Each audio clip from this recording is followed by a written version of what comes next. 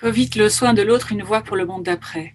Alors, je me souviens que pendant le premier confinement, on a beaucoup parlé du monde d'après, et j'observe que pendant ce deuxième confinement, on en parle peu, enfin presque plus. C'est comme s'il y avait eu, on était presque en aveu d'échec sur cette idée de monde d'après. Alors peut-être que le monde d'après, on l'a rêvé de manière un peu absolue.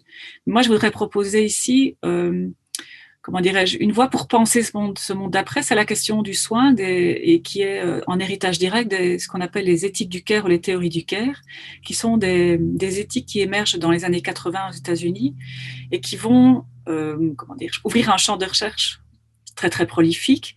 Qu'est-ce que c'est les éthiques du care? Je vais le formuler, euh, essayer de le formuler en une phrase et avec mes mots, si vous voulez. C'est la proposition en fait que plutôt que de se penser d'abord comme des sujets qui doivent toujours être pleinement autonomes, pleinement cohérents et toujours pour se réaliser dans l'exercice de leur liberté, plutôt que de se penser comme ça, hein, et ça c'est ce qu'on appelle peut-être dans un mode d'anthropologie philosophique premier, c'est-à-dire qu'est-ce que c'est être un humain d'abord et avant tout, plutôt que de se penser comme justement un sujet maître, comme on dit en philosophie. Peut-être que la solution pour se voir autrement et penser et fabriquer autrement un monde d'après, c'est de considérer que notre premier rapport au monde, c'est d'abord la vulnérabilité, que nous sommes d'abord tous des êtres vulnérables et que nous faisons société parce que nous valorisons les interdépendances. Enfin, nous devrions valoriser les interdépendances, parce que ça, c'est justement ce projet des éthiques du care, plutôt que de valoriser tout le temps l'autonomie des personnes, hein, la liberté, l'autonomie. Peut-être que ce que nous devrions valoriser, c'est notre vulnérabilité première, notre fragilité, et surtout nos interdépendances. C'est-à-dire que nous n'existons que parce que à la fois les autres sont là, hein, et c'est bien ça aussi, cette idée que se sentir tout seul comme corps dans son grenier toute la journée en train de travailler, en fait, on a le sentiment que si finalement on est privé des autres, on est privé de soi-même.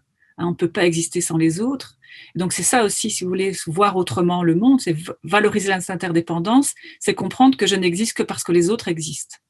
Hein, et plutôt que de se dire, en fait, c'est une faiblesse, je suis dépendant, en fait, de valoriser cette dépendance comme cet état premier et originaire du monde, notre rapport au monde, qui fait que si on le célèbre, hein, et on le célèbre dans comment dire, dans une vision qui est plutôt politique, si vous voulez, pas simplement une célébration une célébration un peu plate et avec lequel on ne fait rien, mais une vision politique qui nous engagerait à voir le monde autrement et du coup à nous engager corporellement dans un autre rapport au monde, eh bien, nous pourrions par exemple vivre cette crise avec un autre regard. Hein, et pas simplement simplement toujours des effets de perte. Hein. Nous sommes effectivement dans une perte de liberté, dans une perte d'autonomie.